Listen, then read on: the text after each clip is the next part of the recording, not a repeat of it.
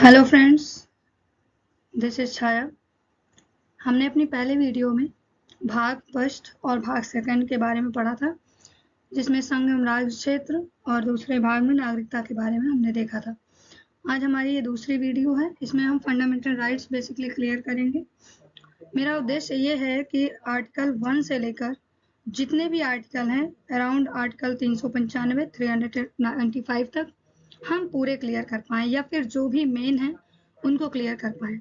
क्योंकि जब मैंने प्रिपरेशन शुरू करी थी यूपीएससी की, तो सबसे बड़ी प्रॉब्लम मेरे सामने ये हुई थी कि आर्टिकल समझ में नहीं आते हैं। सबसे बड़ी प्रॉब्लम ये होती है, हम लोग पढ़ तो लेते हैं बुक में, लेकिन वो कैसे काम करते हैं, इम्प्लीमेंट कैसे होते हैं, ये समझ में हम लोगों के कम आता है। ये सबके साथ समस्या होती है, आपके साथ होंगी जो अभी बिगिनर्स हैं। बेसिकली ये वीडियो बिगिनर्स के लिए है, अगर जो आगे तैयारी कर रहे हैं वो भी देख सकते हैं, लेकिन जिन्होंने अभी शुरू किया है उनके लिए मैं ज़्यादा प्रेफर कर रही हूँ।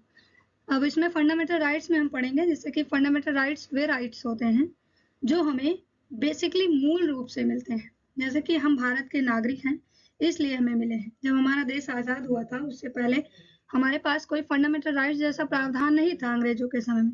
जब देश आज़ाद हुआ तो लोगों ने, जब संविधान निर्माताओं ने सोचा कि हमारे पास कुछ ऐसे अधिकार होने चाहिए जिन अधिकारों के आधार पर लोग अपना बचाव कर सकें। मतलब अगर कोई राजनीतिक शक्ति उनके अधिकारों का हनन करती है, या फिर कोई इन पर्सन उनके अधिकारों का हनन करता है, तो भी वे इसके खिलाफ कोर्ट में केस कर सकें या फिर सुप्रीम कोर्ट तक जा सकें। तो फंडामेंटल राइट्स को शामिल किया गया था। उस समय इसे भाग 3 में शामिल किया गया था। वैसे अभी भी भाग 3 में ही सम्मिलित है, और इसमें आर्टिकल दिए गए थे 12 से 35 तक। फंडामेंटल राइट्स मूल होते हैं, और इनकी जो प्रवृत्ति होती है वो हम सुप्रीम कोर्ट तक जा सकते हैं इनकी मांग के लिए। ठीक है, तो अभी बेसिकली फंडामेंटल राइट्स के बारे में हमने ओवरव्यू देखा है। नेक्स्ट इसमें हम देखेंगे समता का अधिकार जो दिया गया है आर्टिकल 14 से 18 तक। इसमें बताते हैं विधि के आधार पर किसी के भी साथ भेदभाव नहीं किया जाएगा, या फिर कानून नियम के अनुसार किसी के भी साथ भेदभाव नहीं किया जाएगा। फिर दूसरा है स्वतंत्रता का अधिकार। स्वतंत्रता के अधिकार में बेसिकली ये बताते हैं कि कहीं भी आने जाने की, निवास करने की, विचरण करने की, कोई भी व्यवसाय करने की हमें आज़ादी मिलती है 1922 तक। शोषण के विरुद्ध अधिकार में है मेनली कि किसी भी प्रकार का अगर शोषण हो रहा है तो उसके खिलाफ हमें अधिकार प्राप्त है। जैसे कि अगर हमारे साथ बेगार किया जा रहा है, या मानव का दुर्व्यापार हो रहा है, किसी बच्चे को किसी फैक्ट्री में काम कराया जा रहा है, तो उसके खिलाफ हमें प्राप्त होता है शोषण का अधिकार, शोषण के विरुद्ध अधिकार। सेकंड जो है हमारा धार्मिक स्वतंत्रता का अधिकार। फोर्थ, धार्मिक स्वतंत्रता के अधिकार में किसी भी व्यक्ति को अपने धर्म को विस्तृत करने का, पालन करने का, है ना, इस तरह के अधिकार हमें प्राप्त होते हैं 25 से 28 तक। ये एक शॉर्ट है, आगे एक एक आर्टिकल हम समझाएंगे। संस्कृति एवं शिक्षा का अधिकार। संस्कृति एवं शिक्षा के अधिकार में बेसिकली है कि अगर कोई व्यक्ति है या फिर किसी भी कल्चर का है, वो तमिल है, तेलुगु है, हिंदू है, मुस्लिम है, तो उसकी जो विशेष संस्कृति है, जैसे कुछ लोगों की विशेष संस्कृति होती है, कुछ लोग आदिवासी होते हैं, जंगलों में निवास करते हैं, उनकी जो संस्कृति होती है, या फिर अपने शिक्षण संस्थान वो स्थापित करना चाहते हैं, धार्मिक शिक्षा फैलाना चाहते हैं, तो इसके लिए आर्टिकल 29 से 30 दो आर्टिकल काम करते हैं। अगला है संवैधानिक उपचारों का अधिकार। इससे पहले भी एक था संपत्ति का अधिकार, लेकिन वो भी समाप्त कर दिया गया है संशोधन के जरिए, क्योंकि उसमें संपत्ति का जो अधिकार था वो बहुत ज़्यादा प्रॉब्लम क्रिएट कर रहा था। सरकार अगर कुछ भी बनाना चाह रही थी, कि कोई निर्माण करना चाह रही थी, उसमें लोग हस्तक्षेप कर दे रहे थे, तो इसके लिए सरकार ने इस अधिकार को समाप्त कर दिया था। अगला है संवैधानिक उपचारों का अधिकार। संवैधानिक उपचारों का अधिकार जो है ये समस्त मूल अधिकारों का आधार होता है। अगर हमारे किसी भी इतने अधिकार दिए गए हैं, किसी भी मूल अधिकार का हनन होता है, तो आर्टिकल 32 के तहत ही हम सुप्रीम कोर्ट में जा सकते हैं। आर्टिकल 226 के तहत हम हाई कोर्ट जा सकते हैं, और आर्टिकल 32 के तहत हम सुप्रीम कोर्ट जा सकते हैं। मेनली सुप्रीम कोर्ट ज़्यादा होता है, क्योंकि सुप्रीम कोर्ट को मूल अधिकारों का गारंटर कहा जाता है, संरक्षक कहा जाता है। इसलिए हम आर्टिकल 32 का प्रयोग करते हैं।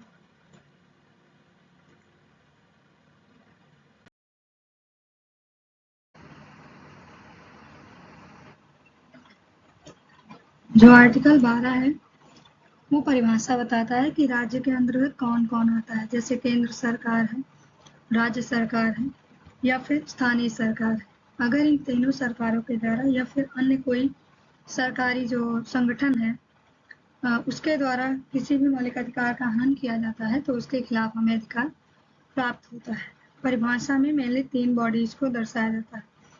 जो आर्टिकल 13 है वो बताता है कि मूल अधिकार कोई भी है और अगर कोई भी कानून बनता है भविष्य में या फिर पहले बनाया गया है, संविधान लागू होने से पहले या देश के आज़ाद होने से पहले कोई भी ऐसा कानून है जो बनाया गया है और जो लोगों के मूल अधिकारों को कम करता है, तो जो मूल अधिकार हैं वो उस पर आच्छादित हो जाते हैं। कहने का मतलब क्या है, ढक जाते हैं, मूल अधिकार प्रभावी हो जाते हैं और वो विधि निष्प्रभावी मानी जाती है। 14 आर्टिकल है विधि के समक्ष समानता। इसमें है कानून के समक्ष सभी बराबर हैं, चाहे वो अमीर हो या गरीब हो। इसमें भी 2 तरह का प्रावधान है विधि के समक्ष समानता का। पहला होता है विधि के समक्ष समानता और दूसरा होता है विधि के समान संरक्षण। मतलब कि विधि के समक्ष समानता जो है वो हमने ब्रिटिश से लिया था, ब्रिटिश संविधान से, और विधि का जो समान संरक्षण था इसको हमने अमेरिकी संविधान से लिया था। विधि के समक्ष समानता कहने का मतलब है क्या होता है कि जितने भी, चाहे कोई अमीर हो या गरीब हो, सभी बराबर होते हैं, लेकिन विधि के समान संरक्षण जो होता है उसमें कुछ निचले तबकों को उन्हें हम विशेष प्रावधान देकर उनकी परिस्थितियों को सुधारने का प्रयास करते हैं। उनके लिए अलग कानून या उनके लिए अलग विधि बनाकर उन्हें उठाने का प्रयास करते हैं। जो आर्टिकल 14 है 15 जो है वो बताता है धर्म, मूलवंश, जाति, लिंग या जन्म स्थान के आधार पर कोई भी प्रकार का भेद नहीं किया जाएगा। कोई भी व्यक्ति अगर है तो उसके साथ किसी भी प्रकार का भेदभाव इन 5 आधारों पर नहीं किया जा सकता, चाहे वो धर्म हो, वह उसका वंश हो या फिर जाति हो, किसी भी जाति का हो, किसी भी लिंग का हो, महिला हो, पुरुष हो, जन्म स्थान कहीं भी उसका जन्म हुआ हो, इसके आधार पर उसके साथ भेदभाव नहीं किया जाएगा। जो आर्टिकल 16 है वो बताता है सरकारी नौकरियों में अवसर की समानता। कोई भी सरकार अगर नौकरी निकालती है, नियोजन करती है, तो उसमें किसी भी व्यक्ति के साथ भेदभाव नहीं किया जा सकता, बेसिकली इन 5 आधारों पर। हाँ, अगर भेदभाव के लिए कोई अन्य आधार चुना जाता है, जैसे कि कोई सर्विस विशेष राज्य के लिए होती है या फिर किसी विशेष वर्ग के लिए होती है, तो उसमें हम विभेद कर सकते हैं, लेकिन सामान्यतः इन 5 आधारों पर हम विभेद नहीं कर सकते सरकारी नौकरियों में। अस्पृश्यता का अंत जो आर्टिकल 17 है वो बताता है छुआछूत का विरोध या छुआछूत को खत्म करना। इसके अंतर्गत क्या होता है, किसी भी व्यक्ति के साथ भेदभाव नहीं किया जाएगा, छुआछूत जैसा व्यवहार नहीं किया जाएगा, चाहे वो किसी भी जाति का, किसी भी तबके का हो। जो आर्टिकल 18 है वो बताता है उपाधियों का अंत। इसमें बेसिकली होता है कुछ उपाधियां जो दी जाती थी पहले के समय में, जैसे कि राजा राम मोहन राय जी को दी थी अकबर ने राजा की उपाधि, या फिर अंग्रेज दे देते थे उपाधि महाराज की, जमींदार की, ये सब उपाधियां जो दी जाती थी, इस प्रकार की उपाधियों का पूर्ण प्रतिबंध लगाया गया है, इन पर पूर्ण प्रतिबंध है। हाँ, अगर राज्य कोई पुरस्कार देता है तो पुरस्कार के लिए कोई प्रतिबंध नहीं है, लेकिन अगर पुरस्कार मिलता है जैसे पद्मश्री है या फिर पद्म विभूषण है, तो वो व्यक्ति अपने नाम के आगे या पीछे इन शब्दों का प्रयोग नहीं कर सकता। अगर वो करता है तो उसके इन पुरस्कारों को छीना भी जा सकता है। अब आर्टिकल जो 19 है वो बताता है वाक स्वतंत्रता, मतलब बोलने की स्वतंत्रता। बोलने की स्वतंत्रता, इसमें आर्टिकल 19 में 4-5 प्रावधान और होते हैं जो कि डीप में जब हम फंडामेंटल राइट्स पढ़ेंगे तब देखेंगे। अभी सिर्फ हम आर्टिकल डिस्क्राइब कर रहे हैं, फंडामेंटल राइट्स भी हम पढ़ेंगे। लेकिन आर्टिकल जो 19 है बताता है बोलने की स्वतंत्रता, मतलब हमें अपनी बात कहने की स्वतंत्रता। इस प्रकार के कुछ अधिकारों का संरक्षण जो है, हमें बोलने से कोई नहीं रोक सकता, हमें अपनी बात कहने का पूरा अधिकार है। लेकिन इसमें भी कुछ प्रतिबंध लगाए गए हैं, जैसे कि हम कुछ ऐसा नहीं बोल सकते जो किसी धर्म विशेष के या किसी संप्रदाय की भावना को आहत करे, या फिर जिसके लिए हम वर्ड यूज करते हैं हेट स्पीच, हम हेट स्पीच का प्रयोग नहीं कर सकते। वाक स्वतंत्रता पर, बोलने की स्वतंत्रता पर हमारे कुछ प्रतिबंध है। हमें ऊपर से जो भी अधिकार दिए गए हैं, कुछ कुछ पर विशेष प्रतिबंध लगाए गए हैं। हमारे जो अधिकार हैं वो निरपेक्ष नहीं है, उन पर प्रतिबंध टाइम टाइम से लगाया जा सकता है। अगला वर्ड आर्टिकल है आर्टिकल 20, अपराध के लिए दोष सिद्धि के बारे में संरक्षण। अगर किसी व्यक्ति ने कोई अपराध कर दिया है, मान लिया उसने कोई 10 साल पहले अपराध किया है और अब उसको दोषी हम अब पाते हैं, तो उसके लिए हम, और बीच में कोई कानून सख्त बन गया, तो उसके लिए हम उसी सजा का प्रावधान करते हैं जब उसने जुर्म किया था। उसके लिए हम आज के समय का जो कानून है या फिर जो भी सजा का प्रावधान है वो लागू नहीं कर सकते। या फिर इसमें और भी संरक्षण होते हैं, जैसे कि पुलिस किसी व्यक्ति को मारपीट कर उसके खिलाफ खुद ही गवाही देने के लिए प्रताड़ित नहीं कर सकती कि आप अपने खिलाफ खुद ही गवाही दीजिए। इन आधारों पर प्रतिबंध लगाया गया है, ऐसे नहीं कर सकते। अगला है, इसमें और भी है आर्टिकल 20 में। आर्टिकल जो 21 है ये बताता है प्राण और दैहिक स्वतंत्रता। जीवन जीने के लिए जो हमें फंडामेंटल राइट्स की जरूरत होती है, जो एक सामान्य लाइफ जीने के लिए जरूरत होती है, उनको हम आर्टिकल 21 में रखते हैं। जैसे कि स्वच्छ पर्यावरण का अधिकार है, या फिर स्वच्छ जल पीने का अधिकार है, हमें स्वच्छ स्पष्ट जीवन जीने का अधिकार है, उसमें हम आर्टिकल 21 का प्रयोग करते हैं। अगर हम पूरे आर्टिकल्स में देखें तो सबसे ज्यादा इंपॉर्टेंट आर्टिकल 21 ही होता है।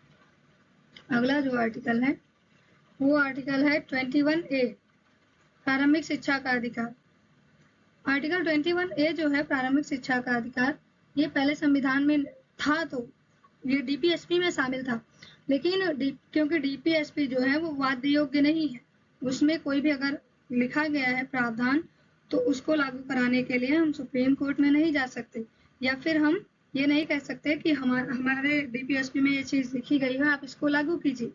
ये राज्य की जिम्मेदारी है, वो लागू कर सकता है, उसके लिए दिशा निर्देश हैं, प्रतिबंध नहीं है। लेकिन जो हमने आर्टिकल 21 जोड़ा गया है, ये बताता है कि 6 से 14 वर्ष तक के जो भी बच्चे हैं उन्हें निःशुल्क शिक्षा का अधिकार है।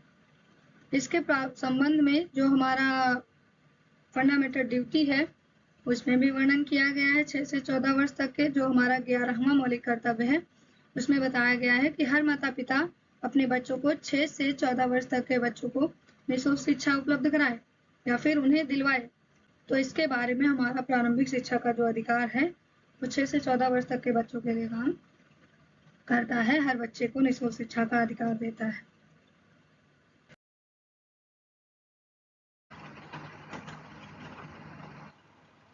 जो आर्टिकल 22 है बताता है कि कुछ दशाओं में गिरफ्तारी से संरक्षण और निरोध से संरक्षण। जैसे कि हमें कोई मनमानी हिरासत में नहीं ले सकता। अगर कोई हमें हिरासत में लेना चाहता है तो उसे पहले हमें बताना होता है कि वो हमें क्यों अरेस्ट कर रहा है। 24 घंटे के अंदर उसे हमें मजिस्ट्रेट के सामने पेश करना होता है और हम अपने मनपसंद वकील को हायर कर सकते हैं। इसके संबंध में हमें कुछ सुरक्षा दी गई होती है, जिसके तहत ये हमारे इस अधिकार प्रतिबंध तब लगता है जब सुरक्षा के लिए सरकार निवारक निरोध बंदी जो कानून लगाती है उसमें अगर वो प्रिवेंटिव डिटेंशन काम करती है तो उस दशा में हमारे इस अधिकार पर प्रतिबंध लग जाता है। अन्यथा हमारा जो 22 अनुच्छेद है वो बताता है कि इन आधारों पर आपको संरक्षण दिया जाएगा मनमानी हिरासत में लेने से। आर्टिकल जो 23 है वो बलात्श्रम, बेगार जो होता है और मानव का दुर्व्यापार, जो महिलाओं को या फिर बच्चों को जो बेचा जाता है बाजारों में जानवरों की भांति, या फिर जो लोगों से बेगार कराया जाता है, जो पहले के समय में कराया जाता था, आज के समय में ये पूरी तरह से प्रतिबंधित है। आप किसी भी व्यक्ति से बिना उसे पैसे दिए हुए काम नहीं करवा सकते और ना ही किसी व्यक्ति को बेच सकते हैं सामान की भांति। तो इस बारे में हमारा अनुच्छेद जो 23 है वो हमें बचाता है बेगार से और मानव के खरीद फरोख्त से। जो आर्टिकल 24 है वो बताता है कि कारखानों में जो बच्चे होते हैं, बच्चों के संबंध में ये प्रावधान है। जो बच्चे होते हैं 14 वर्ष से कम उम्र के, 14 वर्ष से कम उम्र के जो बच्चे होते हैं उन्हें कारखानों में काम करने का निषेध है। अगर कोई भी ऐसा कारखाना है जहाँ पर कम उम्र के बच्चे काम करते हैं तो उस कारखाने के मालिक को या तो जेल में डाला जाएगा या फिर उस कारखाने में समस्या हो सकती है, क्योंकि वहां पर बच्चे काम कर रहे हैं। बच्चों का काम करना कारखानों में प्रतिबंधित है। कुछ ऐसे कारखाने होते हैं जो बहुत ही ज़्यादा, जैसे कि नशीली दवाइयों वाले होते हैं या फिर रासायनिक उर्वरकों वाले होते हैं या कोई ऐसे हानिकारक कारखाने हैं, तो उनमें पूरी तरह से प्रतिबंधित है। बाल श्रम प्रतिबंधित है आर्टिकल 24 के तहत। जो आर्टिकल 25 है बताता है कि किसी भी धर्म को, कोई भी व्यक्ति किसी भी धर्म को अपना सकता है, उसको प्रचार करने की उसकी स्वतंत्रता है, वो अपने किसी भी धर्म विशेष को प्रचार कर सकता है भारत में कहीं भी। जो आर्टिकल 26 है वो बताता है कि धार्मिक कार्यों के प्रबंधन की स्वतंत्रता। आप अपने धार्मिक कार्यों, जो भी आप धार्मिक कार्य करते हैं, आपका कोई फेस्टिवल है या फिर कुछ भी सेलिब्रेट कर रहे हैं आप, तो उसका प्रबंधन आपको कैसे करना है वो आपकी स्वतंत्रता है। हाँ, इस पर भी प्रतिबंध लगता है अगर लोक नियोजन, अगर लोक व्यवस्था भंग हो रही है, आप अपने धार्मिक कार्यों को कर रहे हैं और आपस में संप्रदाय टकरा रहे हैं, तो उसके आधार पर इस पर प्रतिबंध लगाया जाता है, लेकिन वो कुछ समय के लिए लगाया जाता है। जब सौहार्द बन जाता है सांप्रदायिक, तो आपको आपके कार्यों की स्वतंत्रता दे दी जाती है। और जो आर्टिकल 27 है वो बताता है कि आपको अपने धर्म की वृद्धि के लिए, आप अपने धर्म की वृद्धि के लिए कुछ भी करिए, लेकिन किसी भी धर्म विशेष को बढ़ाने के लिए जो राज्य सरकार है वो किसी भी प्रकार का कर नहीं लगाएगी, और ना ही राज्य सरकार जो उसका टैक्स कलेक्शन होता है उसमें वो उस पैसे से वो किसी भी धर्म विशेष को प्रोत्साहन देगी, क्योंकि हमारे प्रस्तावना में साफ लिखा गया है कि हम पंथ निरपेक्ष राष्ट्र हैं, हम किसी धर्म विशेष के लिए काम नहीं करते हैं, हमारे यहाँ सभी धर्म समान माने गए हैं। जो आर्टिकल 28 है वो बताता है कि शैक्षणिक संस्थानों में अगर कोई धार्मिक शिक्षा दी जा रही है तो उसमें व्यक्ति विशेष या फिर कोई भी शैक्षणिक संस्थान में कोई भी बच्चा है तो उसके माता पिता से पूछ कर उस बच्चे को उस धार्मिक संस्थान में शामिल होने की जरूरत है, धार्मिक कार्यक्रम में शामिल होने की जरूरत है, पूजा में उपस्थित होने की जरूरत है। अगर बच्चा छोटा है तो उसके माता पिता से, अन्यथा बच्चे को खुद अगर वो शामिल नहीं होना चाहता तो उसे पूरी तरह से स्वतंत्रता है कि वो किस धार्मिक, मतलब कि उसे पूरी तरह से स्वतंत्रता है वो क्या करना चाहता है। जो आर्टिकल 29 में बताता है अल्पसंख्यक, जो हमारे देश में अल्पसंख्यक हैं, अल्पसंख्यक वर्ग है, उनके जो भी वो करना चाहते हैं उनके हितों को हम संरक्षण देते हैं, क्योंकि हमारे देश में अल्पसंख्यक भी रहते हैं और बहुसंख्यक भी रहते हैं। बहुसंख्यक के द्वारा कहीं अल्पसंख्यक का हनन न हो जाए, उनके अधिकारों को मतलब कि कम न किया जा सके, इसके लिए आर्टिकल 29 काम करता है। हम उनके हितों को बचाते हैं, उनके जो भी हित हैं उनके लिए विशेष नौकरियां हैं या फिर उनका आरक्षण है, अल्पसंख्यक वर्गों के लिए हमारे भारत में प्रावधान है। जैसे SC ST हैं या फिर कोई ट्राइबल कम्युनिटी है तो इसके लिए आर्टिकल 29 काम करता है। जो आर्टिकल 30 है, अब जो अल्पसंख्यक वर्ग है उनके कुछ विशेष संस्कृतियां हो सकती हैं, कुछ विशेष उनकी कलाएं हो सकती हैं, कुछ उनके विशेष पर्व हो सकते हैं, उनका कुछ भी अपना स्थानीय हो सकता है, उसकी वो उन शिक्षण संस्थानों में उसको बचाएं और उसको प्रोत्साहन देने के लिए वो शिक्षण संस्थानों की स्थापना करें। अपनी किसी विशेष संस्कृति को लेकर वो कुछ भी कोई शिक्षण संस्थान स्थापित करना चाहते हैं और प्रशासन करने का उन्हें पूरी तरह से अधिकार है, किसी भी शिक्षण संस्थान को स्थापित कर सकते हैं अपने अल्पसंख्यक जो उनके हैं, उनकी विशेष संस्कृति है उसके लिए, और उस पर प्रशासन करने का उन्हें पूरा अधिकार प्रदान किया गया है आर्टिकल 30 के तहत।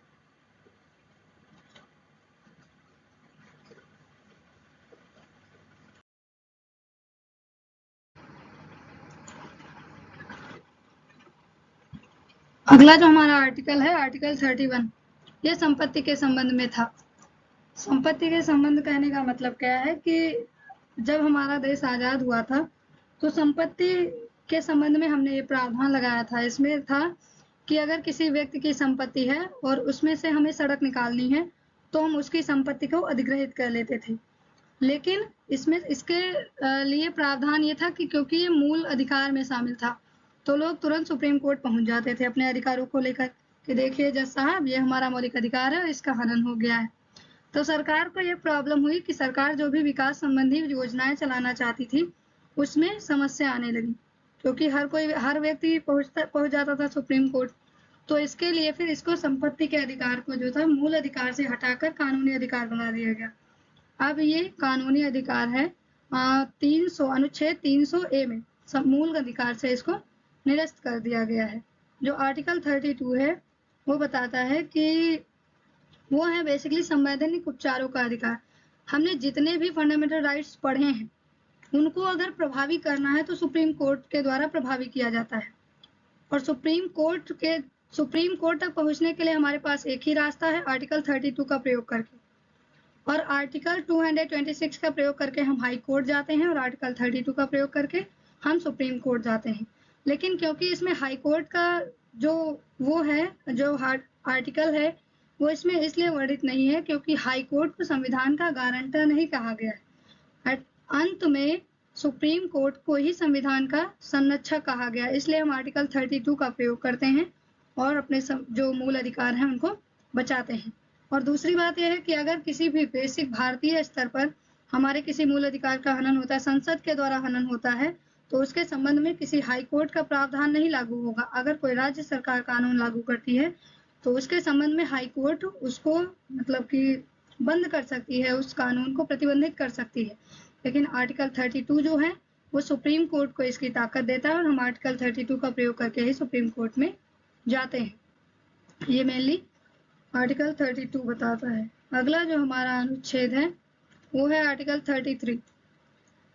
इसमें है कि जो भी हमारे सैन्य बल है या फिर हमारी जो पुलिस है या जो भी हमारे लोक सेवक हैं, उनके ऊपर जो उनके जो मौलिक अधिकार होते हैं उन पर प्रतिबंध लगाता है। अब जैसे कि कहीं अगर दंगा भड़क गया है और हमारे जो सैन्य बल हैं या फिर हमारी जो पुलिस है वो उसी किसी समस्या से ग्रसित है या किसी सोच से ग्रसित है और वो भी वही बैठ जाए दंगे में कि हाँ ये भी हमारा मूल अधिकार है, और वो भी वाक स्वतंत्रता का प्रयोग करने लगे, तो क्या होगा कि हमारे देश की जो भी लोक व्यवस्था है वो खराब हो जाएगी। तो इसके लिए जो भी हमारे सैन्य बल होते हैं, चाहे वो प्रशासनिक अधिकारी हों, चाहे वो पुलिस अधिकारी हों, चाहे वो सैन्य बल हो, आर्मी वाले हों, उनके जो भी फंडामेंटल राइट्स होते हैं वो खत्म हो जाते हैं, क्योंकि इस पर आर्टिकल जो संसद है वो कानून समय समय से बनाती है, लेकिन उनके मूल अधिकार कम हो जाते हैं। आर्टिकल 33 के तहत वो अपने मूल अधिकारों का प्रयोग नहीं कर सकते। जो आर्टिकल 34 है वो बताता है जो अफस्पा होता है जो हम लगाते हैं सेना का किन्हीं विशेष क्षेत्रों में, जैसे आतंकवादी गतिविधियां होती हैं उन क्षेत्रों में, या फिर उग्रवाद भड़क जाता है, तो वहां पर हम आर्म फोर्सेस को भेजकर कुछ समय के लिए लगाते हैं कानून। वहां पर आर्म्ड फोर्सेस होती हैं, उन्हीं का कानून लागू होता है। जो बाकी लोगों के फंडामेंटल राइट्स हैं वो वहां पर खत्म हो जाते हैं। जिस भी क्षेत्र में जो अफस्पा लागू होता है, सैन्य शासन लागू होता है, उस क्षेत्र में लोगों के मौलिक अधिकार खत्म हो जाते हैं। और इसके लिए भी सुप्रीम कोर्ट नहीं जा सकते कि सुप्रीम जज साहब देखिए हमारा ये जो मौलिक अधिकार है उसका हनन हो गया है। नहीं, इस प्रावधान में या फिर जो भी सैन्य शासन लागू हो जाता है उसके अंतर्गत लोगों के मौलिक अधिकार खत्म हो जाते हैं। जो अंत में हमारा आर्टिकल बचा है, आर्टिकल 35, वो बताता है ऊपर के जितने भी आर्टिकल हमने पढ़े हैं इनको लागू कराने के लिए जो संसद कानून बनाती है उसके बारे में बताता है। हमने पूरे आर्टिकल को कवर करने का प्रयास किया है 12 से 35 तक। 31 जो आर्टिकल है इसमें कुछ प्रावधान पूरी तरह से अभी निरस्त नहीं किए गए हैं। 31A, 31B, 31C, D तक अभी प्रावधान हैं इसमें, लेकिन ये प्रावधान हम पढ़ेंगे जब विस्तृत में पढ़ेंगे फंडामेंटल राइट्स। अभी सिर्फ हम आर्टिकल को कवर कर रहे हैं और 8-10 दिन की क्लास में हो सकता है हमारे पूरे जो आर्टिकल्स हैं वो कवर हो जाएं। तो आप लोग जो भी इसमें समस्या होगी आप लोग हमें बताइएगा कमेंट के जरिए, और सपोर्ट करने का प्रयास कीजिएगा, क्योंकि अभी हम भी तैयारी कर ही रहे हैं। तो बस thank you so much. Like, subscribe and share.